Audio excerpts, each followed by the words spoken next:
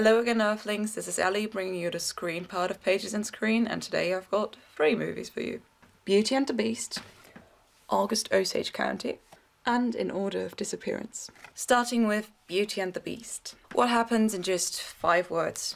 Tale as old as time. No, seriously, I'm sure every one of you has seen the Disney version. You know what it's about. Should you watch this movie?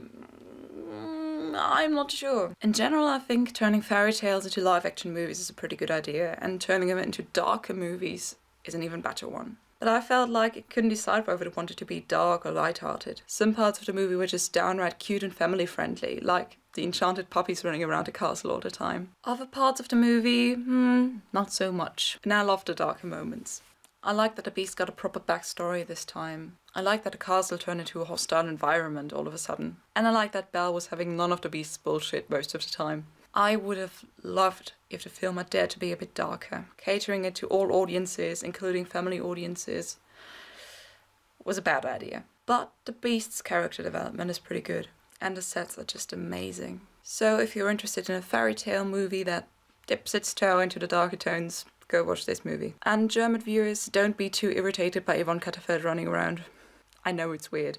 This movie wins the award for Most Enchanting Enchanted Castle. Moving on to Osage County. What happens in just 2 sentences? A disrupted family gets together after the death of their patriarch. Generational conflicts are inevitable. You should definitely watch this movie for the acting alone. Every single member of the cast is doing an amazing job. And Meryl Streep's performance is just outstanding. I mean, I'm telling you nothing new, but it's still worth mentioning Meryl Streep is fucking amazing in this. Her character, the recent widow who's slowly wasting away due to a drug addiction, is just delightfully fucked up, and you never know whether you should laugh about her jokes or be sorry for her. But except the acting, this movie doesn't have much to offer. It's based on a play and I can see it working really well on stage, but turning it into a movie doesn't add anything to it. So if you do watch this movie, watch it as an ensemble piece. Another thing that annoyed me a bit was the ending.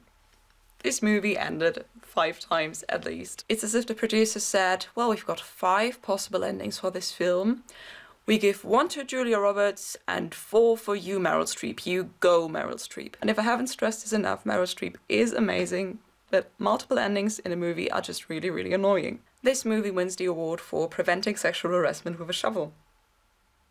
And moving on to today's final film, In Order of Disappearance. What happens in just 1 sentence? Revenge the dish best served cold. You should absolutely watch this movie, it's wonderful. Niels, who's just been elected as Citizen of the Year, seeks vengeance when he finds out that his son was murdered. But this is not just a thriller, this is also a comedy with really black humour. And the film gets the balance just right. In one scene, Niels kidnaps the Norwegian mafia boss's kid.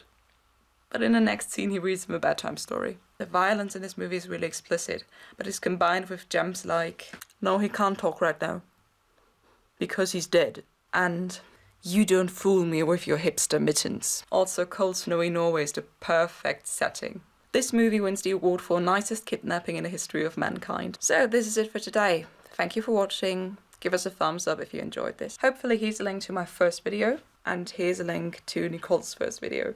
Oh, and Nicole, if you're listening, I want you to watch The Great Gatsby for our next video. So stay tuned for the Pages part on Thursday, and goodbye!